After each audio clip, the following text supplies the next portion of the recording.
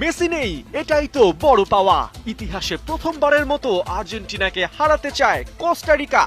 Loss অ্যাঞ্জেলেসে ৭৭,০০০ দর্শকের সামনে সেই ইতিহাস প্রায় গড়েই ফেলেছিলেন কোস্টারিকার ২১ বছরের এক তরুণ।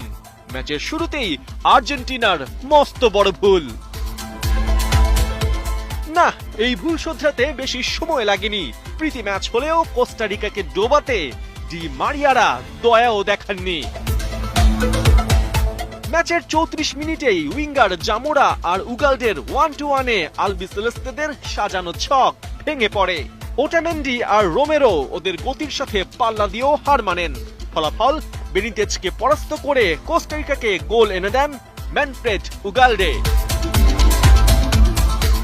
বল পজিশন, অ্যাটাক, গোলের চান্স ক্রিয়েট সবকিছুতে এগিয়ে থাকলেও ওই এক গোলে পিছিয়ে